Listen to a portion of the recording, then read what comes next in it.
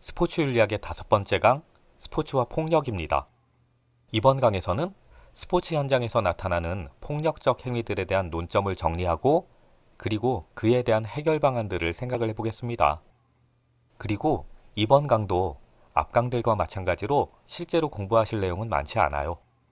공부할 내용이 뭐냐면요. 첫 번째, 스포츠 폭력을 유형별로 나누면 됩니다. 두 번째, 그렇다면 스포츠에서는 왜 폭력적 행위가 발생을 할 것인가? 그것도 정리를 하셔야 되는데, 마지막으로 그렇다면 스포츠에서 나타나는 폭력 행위들을 어떻게 해소할 것인가, 해결할 것인가, 그걸 생각해 보시면 되는데, 굳이 새로운 걸 공부한다 생각하지 마시고, 저도 여기선 수업을 조금 빨리 해볼게요.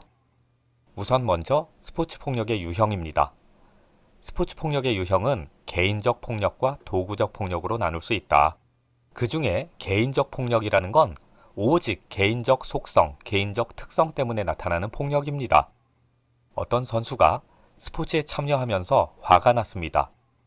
그래서 그런 분노를 참지 못하고 상대방이나 혹은 관중이나 심판 이런 사람들에게 폭력을 행사할 때 그걸 개인적 폭력이다 라고 말을 합니다. 그래서 이런 폭력은 계획적이지도 않고요. 예측하기도 좀 어려운 상태에서 갑자기 폭발적으로 나타나죠. 그런 반면에 도구적 폭력이라는 것이 있습니다. 도구적 폭력이라는 건 수단적 폭력이다 라고 말을 하기도 하는데요. 개인의 감정이라든가 혹은 성향하고는 전혀 관계없이 나타납니다. 오직 이 경기에서의 승리를 위해서 나타나거든요. 그래서 폭력이 승리를 위한 도구나 수단으로 활용된다라고 해서 도구적 폭력 혹은 수단적 폭력이라고 부르는 거예요. 이 경우에는 개인의 성향하고 상관이 없다라고 했죠. 팀의 전략이나 혹은 지도자의 지시 혹은 선배 선수들의 명령 이런 것들에 의해서 발생을 하게 됩니다. 그리고 개인적 폭력에 비해서 이 도구적 폭력이라는 것은 어느 정도 미리 예측도 가능하고요. 또 어떤 경우에는 그런 도구적 폭력의 행위가 스포츠 활동 안에서 허용되기도 합니다. 대표적인 사례가 상대 선수에 대한 태클 혹은 농구에서의 파울 작전 이런 것들이죠. 정리, 개인적 폭력이라는 것은 개인의 성향 혹은 개인이 느끼고 있는 분노 때문에 발생을 하고 팀의 승리와 같은 전략, 전술 이런 것과는 전혀 무관하다. 하지만 도구적 폭력은 팀의 승리를 위해서 일어난다는 점에서 개인의 감정하고는 또 상관이 없더라. 자, 그렇게 기억을 해두시고요. 그러면 야구에서요. 상대방 타자가 그 전에 깐죽깐죽 거려놨어. 그래서 열받은 투수가요. 타석에 들어선 그 타자의 머리에 공을 던져버립니다. 그러면 이건 개인적 폭력에 해당합니까? 아니면 도구적 폭력에 해당합니까? 답은 개인적 폭력이죠. 그런 식으로 구체적인 스포츠 현장에 적용을 하시면 조금 더 빨리 이해가 되실 거예요. 시험에도 그런 식으로 나올 거예요.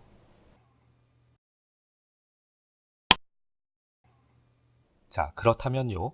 스포츠 폭력이라는 건 부정적인 현상인 건 맞습니다. 그런데 그런 부정적인 현상인 스포츠 폭력이 항상 부정적인 결과만 낳지는 않습니다. 스포츠 폭력이라는 것이 이상하게도 긍정적인 측면을 가지기도 하거든요. 자, 그래서 이번에 공부할 내용이 바로 그겁니다. 스포츠에서 나타나는 폭력적 행위들이 어떨 때는 긍정적인 역할을 할 수도 있고 또 그리고 어떤 점에서는 부정적이겠구나라는 거요. 우선 스포츠에서의 폭력성이 긍정적인 측면을 가진다라고 주장하는 사람들은 인간의 내면에, 인간의 본성에 폭력성이 내재되어 있다라고 전제를 답니다. 그리고 그렇게 내재되어 있는 폭력성이라는 게 언제 어디서 표출될 것인가를 예측하기가 어렵다고 봅니다. 어떤 특별한 단서가 주어지면 그런 단서를 촉발 요인이라고도 하거든요. 그런 촉발 요인이 주어지면 갑자기 빵 하고 터지는데 그게 언제일지 몰라서 사회에는 언제나 긴장과 불안의 요소가 있다고 봅니다. 그런데 인간이 스포츠에 참여하면서 스포츠라는 예측 가능한 상황 속에서 그런 폭력성이 표출되고 해소된다라면 일반 사회생활을 하면서 표출되는 것보다는 훨씬 더 안전하다라는 거죠. 왜냐하면 그런 폭력성이 표출된다고 해도 그건 스포츠 룰 안에서 표출될 테니까 그래서 이렇게 스포츠의 폭력성이 긍정적 요인을 가진다, 긍정적 측면을 가진다라고 주장하는 사람들은요, 스포츠의 중요한 기능 중에 하나가 사회적 긴장과 불안을 해소하는 것이다 라고 주장을 하고 있습니다. 자, 정리하자면 인간의 본성엔 폭력성이 어차피 있어. 그리고 그 폭력성이 어떻게든 표출될 거야. 그런데 통제 가능한 스포츠 룰 안에서 표출되는 것이 훨씬 더 안전하고, 그렇게 폭력성을 표출하고 나면 그 사람의 폭력성이 상당히 순화되잖아. 그리고 사회 전체도 덩달아 안전해지잖아. 이렇게 말을 하는 거죠. 하지만 또 누군가는 스포츠의 폭력성이 부정적인 측면이 강해, 이렇게 말을 하기도 합니다. 어떤 사람들이 그런 주장을 하냐 하면 스포츠에 나타나는 그런 폭력성들을 누군가 보고 배울 수도 있지 않아? 이런 식으로 생각하는 사람들입니다. 특히 스포츠의 폭력성이 청소년에게 심각한 위해가 된다라고 주장을 하고 있어요. 실제로도 최근에 유행하고 있는 이종격투기라는 그 경기를 보고요, 그 경기의 폭력적인 측면을 현실에서 흉내내려는 아이들이 덜어는 있습니다. 그런 아이들 같은 경우에는 이것이 현실이냐 혹은 스포츠 현장이냐라는 걸 혼동하기 때문에 그 스포츠의 폭력성을 현실에서 그대로 자행하려고 하는 거죠. 자, 그렇게 되면 스포츠 안에서 이루어졌던 공격성이 일상생활에 그대로 전이가 되는 현상이 벌어지겠죠. 그래서 결과적으로 우리 사회의 불안과 긴장이 오히려 고조될 거야. 그런 식으로 주장을 하는 겁니다. 자, 여기서는 스포츠에서 폭력성이 나타나는데 그런 폭력성에 대한 견해가 일치되지는 않는구나. 어떤 사람은 긍정적이라고 보고 또 어떤 사람은 부정적이라고 볼 수 있구나. 그 정도만 정리하시면 되는 겁니다. 제가 조금 전에 스포츠의 폭력이라는 얘기를 하면서 격투 스포츠의 사례를 들었죠.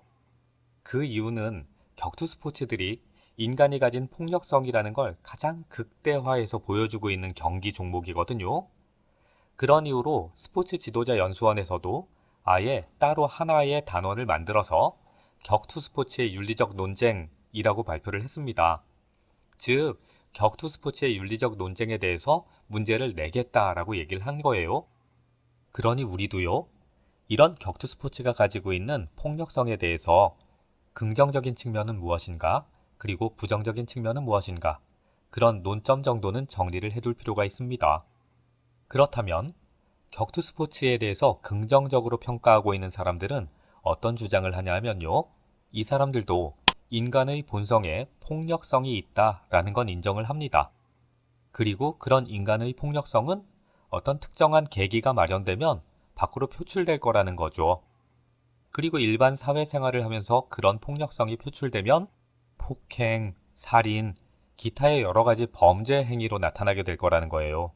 그런데 그런 사람들이 무술을 배우게 하고요, 그래서 무도의 정신을 습득하게 하고 스포츠라는 룰 안에서 그런 무술들이 경연을 벌일 수 있도록, 경합할 수 있도록 기회를 제공을 하면 인간에 내재되어 있던 그런 폭력성들이 상당히 교화되지 않겠는가, 그렇게 주장을 하고 있는 겁니다. 그리고 그전에는 다양한 무술들이 서로 겨루어 본다라는 건 상상으로만 가능했거나 극히 일부의 영역에서만 가능했었거든요. 그런데 이제 이 격투 스포츠를 통해서 그런 것들이 가능해졌잖아요. 그런 점에서는 스포츠의 창의성이라는 것을 높일 수 있는 계기가 되었다. 그래서 긍정적이다. 이렇게 평가하는 사람들도 있습니다. 그런데 격투 스포츠에 반대하는 사람들은 청소년의 폭력적인 행위를 유발한다, 청소년의 정서를 함양하는 데 도움이 되지 않는다, 그렇게 주장을 하고 있어요. 그리고 그렇게 폭력적인 스포츠를 보고 자란 청소년들이 나중에 일반 사회에 나오게 되면 일반 사회의 폭력성도 덩달아 높아질 거야, 그렇게 주장을 하고 있고요. 자, 그러면 이 내용을 어떻게 정리해 두시면 되냐 하면 조금 전에 봤던 스포츠의 폭력성이라는 것이 있었죠. 그 폭력성의 찬반론과 연관지어서요, 함께 기억을 하시면 쉽게 넘어가실 수 있고요. 그리고 이 내용은 상식적인 내용이기 때문에 특별히 더 외우거나 하실 필요는 없습니다. 자, 이번에는 그런 격투 스포츠가 아니어도 일반적인 스포츠 현장에서도 선수들의 폭력은 많이 발생을 하고 있습니다. 그런 선수들의 폭력적인 행위에 대해서 논점을 정리를 해보자고요. 선수들의 폭력적인 행위는 크게 세 가지로 나눌 수 있습니다. 하나는 경기 중에 선수들끼리 폭력을 행사하는 경우, 그리고 그 선수가 심판이나 관중에게 폭력을 행사하는 경우, 그리고 마지막으로 일상생활에서도 선수들의 폭력이 간혹 이슈가 되기도 합니다. 그렇다면 그런 선수들의 폭력은 어떤 문제점이 있을까요? 여기에서는요, 경기 중 후 혹은 선수의 심판에 대한 관중에 대한 아니면 일상생활에 대한 이렇게 굳이 구분하실 필요는 없어요. 그 어떤 경우이건 간에 스포츠 룰 안에서 허용되지 않는 선수의 폭력은 부정적이다 이렇게 생각을 하시면 됩니다. 그러면 어떤 점에서 부정적이겠어요? 스포츠는 페어플레이 정신 그리고 스포츠맨십을 발휘하면서 참여를 해야 됩니다. 그리고 그런 페어플레이 정신이나 스포츠맨십은 서로에 대한 존중과 배려를 전제로 해요. 하지만 상대방에 대한 선수의 폭력은 그런 서로에 대한 배려라든가 존중의 정신을 깨뜨리는 거잖아요. 다시 말하면요, 스포츠가 요구하는 페어플레이 정신과 스포츠맨십을 훼손하는 거라고요. 그리고 스포츠 참여는 기본적으로 즐거움이라는 것을 전제로 합니다. 하지만 스포츠에서 나타나는 그 폭력 행위들이 스포츠가 추구하는 즐거움하고 연결될 수는 없잖아요. 그런 점에서도 부정적이고요. 그리고 또 한 가지 생각해 볼 수 있는 문제는 스포츠가 어떻게 성립할 수 있을까라는 겁니다. 과연 선수나 혹은 스포츠 팀만으로 스포츠가 성립할까요? 그렇지 않을 겁니다. 특히 스포츠가 상업화되면서 관중들의 스포츠에 대한 관심은 절대적으로 필요한 거거든요. 대중들의 관심이 있어야지만 그런 대중들의 관심을 활용해서 광고 효과를 얻으려는 기업이 스포츠팀에 투자를 할 거 아닙니까? 자, 그런데 선수가 심판이나 관중에게 폭력을 행사합니다. 그런 걸 목격한 관중들이 이제 스포츠 자체에 대해서 환멸을 느껴요. 그래서 관심과 기대를 접어버립니다. 그러면 더 이상 기업도 그런 팀이나 선수에게 후원을 하지 않겠죠? 그런 문제가 발생할 수도 있고요. 아까부터 계속 동일한 얘기들이 반복되는데 청소년들에게 그 폭력성이 학습될 수도 있습니다. 그리고 또 일반인들은 선수는 원래 폭력적인가 봐. 스포츠 선수들의 심성이 고약한가 봐.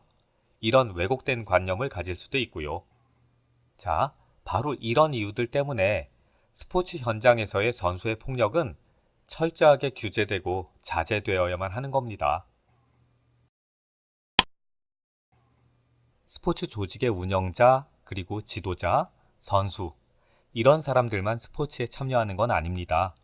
관중들도 아주 중요한 스포츠 참여자 중에 하나거든요. 그러니까 관중들도 스포츠맨십과 페어플레이 정신을 지켜야만 하는 거고요. 하지만 최근에는 스포츠 현장에서 관중의 폭력도 종종 발생하고 있습니다. 그러면 관중의 폭력의 형태는 어떤 것들이 있을까요? 별로 의미는 없습니다만 외울 만한 가치가 있는 건 아니란 말이에요. 언어 폭력, 선수나 지도자에 대해서 욕설하잖아요. 그리고 사이버 폭력, 인터넷상에서 댓글로 욕설 엄청나게 달고 있고요. 그리고 더 과격한 경우에는 훌리거니즘이라는 것도 있어요. 훌리건이라는 거 뭔지 아시죠? 원래는 영국 잉글랜드 지역의 폭력배들을 말하던 단어죠. 그쪽도 역사적으로는 조금 복잡한 얘기가 있습니다. 그런데 지금은 그런 말씀은 드리지 않고요.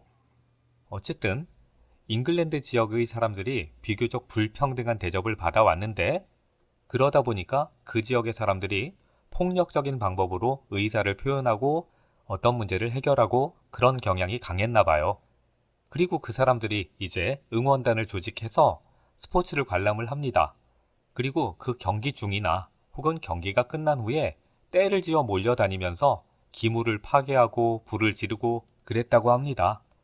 그런데 그게 이제 단지 영국만의 문제가 아니라 다른 나라의 응원 문화에서도 그런 폭력적인 경향이 나타나고 있습니다. 그래서 최근에는요, 그렇게 떼지어 다니면서 폭력적인 응원 문화를 보여주는 그런 사람들을 다 묶어서 훌리건이라고 부릅니다. 자, 그렇다면 관중의 폭력에는 이렇게 언어 폭력, 사이버 폭력, 훌리거니즘 같은 형태가 있는데 이런 건 누가 봐도 부정적인 현상이니까요. 어떻게든 해결을 해보자. 그러면 해결 방안이 무엇이 있을까라는 겁니다. 윤리적 측면에서의 해결 방안만 다시 한번 보자고요. 그리고 해결 방안이라는 게 이건 중학교 도덕 교과서라니까요. 건전한 시민의식을 배양하자. 그리고 관중도 스포츠맨십을 가지자. 해결 방안 너무 쉽죠? 공부할 내용도 없고요.